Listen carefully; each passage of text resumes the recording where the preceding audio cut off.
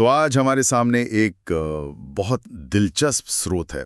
ये कबीर के मशहूर भजन झीनी झीनी बीनी चदरिया की गहराई में उतरता है जी। और ये स्रोत मतलब इस भजन के जरिए हमारे वजूद के, हमारे होने के कुछ बहुत बारीक पहलुओं को समझने की कोशिश करता है। हाँ, ये चदरिया वाली बात काफी गहरी है। बिल्कुल, ये चदरिया असल में हमारा शरीर, हमारा जीवन ही है ना? जी बिल्कुल।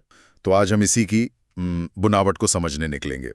स्रोत में कई बातें हैं, इंगला यानी इला और पिंगला सुषुम्ना नाड़ियां। हाँ, ऊर्जा क्षेत्र, ऑरा जिसे कहते हैं। जी, और जीवन जीने का एक आध्यात्मिक नजरिया। कोशिश यही रहेगी कि इन गहरे विचारों को ना बिल्कुल आसान बातचीत में समझें। हाँ, आसानी से। तो शुरू करते हैं भजन की पहली लाइन से। जीनी जीनी बिनी चदरिया।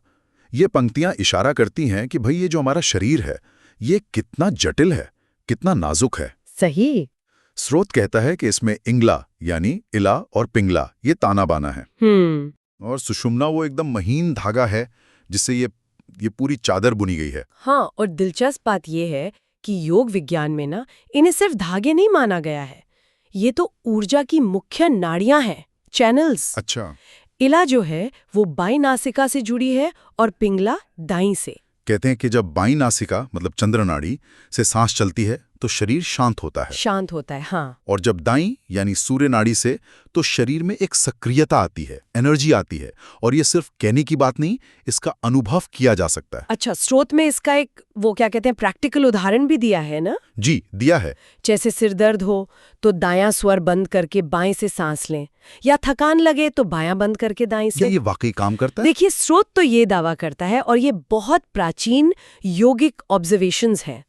अब तो खैर आधुनिक विज्ञान भी इस पर काफी रिसर्च कर रहा है, मतलब श्वास और नर्वस सिस्टम का ये जो कनेक्शन है। हाँ, सुन रहा हूं मैं भी आजकल। बिल्कुल। और सिर्फ इतना ही नहीं, स्रोत ये भी कहता है कि सुबह आप किस नॉस्ट्रल से ज्यादा सांस ले रहे हैं वो आपके पूरे दिन की एनर्जी को भी प्रभावित कर सकता है। सच में? हाँ, पुरुषों और स्त्रियों के स्वभाव में या उनके बॉडी टेम्परेचर के गिरने के समय में भी जो गहरी नींद का वक्त होता है, शायद इसका कुछ असर दिखता हो। हर किसी का अपना एक अलग पैटर्न होता है। तो ये चदरिया सिर्फ ये दिखने वाला शरीर नहीं है, बल्कि कोई ऊर्जा का जाल भी है। हाँ, कुछ वैसा ही। इसी से जुड़ी एक और बात है, स्रोत में किरलियन फोटोग्राफी। ये क्या चीज है? किरलियन फोटोग्राफी वो एक ऐसी तकनीक है जिसके बारे में कहा जाता है कि वो शरीर के आसपास का जो ऊर्जा क्षेत्र है, जिसे आभा मंडल या ऑरा कहते हैं, हाँ, उसकी तस्वीरें ले सकती है। स्रोत का मानना है कि ये तकनीक शायद उस अदृश्य ऊर्जा को दिखाती है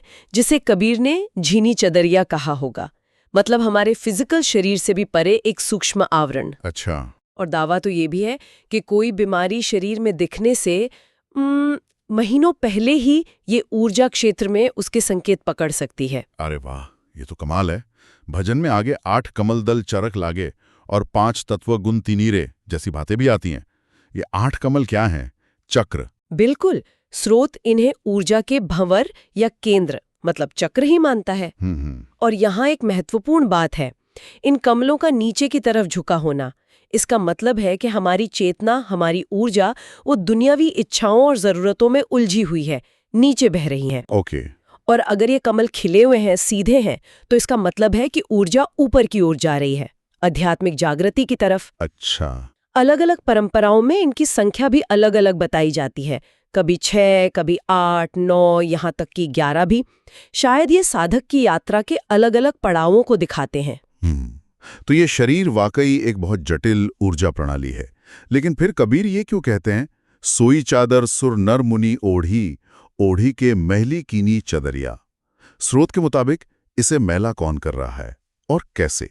देखिए, यहाँ जो व्याख्या दी गई है वो ये है कि सुर यानी देवता, वो भोग विलास में लिप्त होकर। हाँ। मुनि यानी त्यागी लोग, वो त्याग के अहंकार में या शायद भोग की कोई दबी हुई इच्छा से। अच्छा, त्याग से भी। हाँ।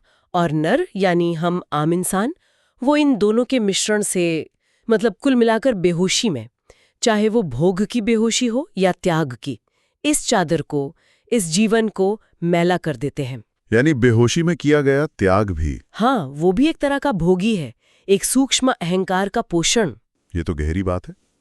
इसके ठीक उलट कबीर अपने लिए कहते हैं, दास कबीर जतन से ओढ़ी ज्यों की त्यों धरदीनी चदरिया। तो फिर इसे सहेजने की कला क्या है? इसे मैला होने से कैसे बचाएं?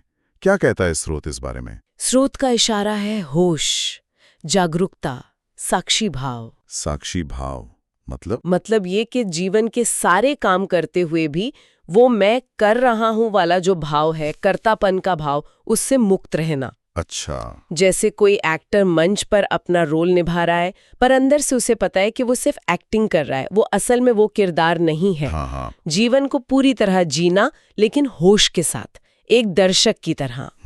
तो अगर इस पूरी बातचीत का सार देखें, निचोड़ निकालें, तो यही है कि ये जो जीवन रूपी चदरिया है, ये बहुत कीमती है, बहुत मूल्यवान। इसे बनाने में परमात्मा ने भी, कहते हैं, समय लगाया है, 10 मास। ये बहुत ध्यान से बुनी गई है। सही। और इसे मैला होने से बचाने का तरीका न तो बेलगाम भोग है और न ही बेहोशी वाला त्याग, बल्कि जागरूकता और होश के साथ जतन से इसे जीना है। जतन से। और स्रोत के अंत में एक बहुत ही गहरी बात कही गई है कि परमात्मा की जो क्रिएटिविटी है उसका कोई अंत नहीं है। हर व्यक्ति एकदम अनूठा है, यूनिक है। जी। लिखा है, तुम जैसा कभी नहीं बनाया, तुम जैसा फिर कभी कोई नहीं बनेगा। ये बात हमें एक सवाल के साथ छोड़ जाती है ना? हाँ, बिल्कुल। कि अगर हम सब इतने ही अद्वितीय हैं, इतने यूनिक, तो फिर किसी और की नकल क्यों करना? किसी राम, बुद्ध या कृष्ण जैसा बनने की कोशिश क्यों? प्रामाणिक रूप से, ऑथेंटिकली, सिर्फ स्वयं होने का, अपने उस अनूठे फूल को खिलने देने का। इसका असल मतलब क्या हो सकता है? इस पर सोचना चाहिए। बिल्कुल सोचना चाहिए।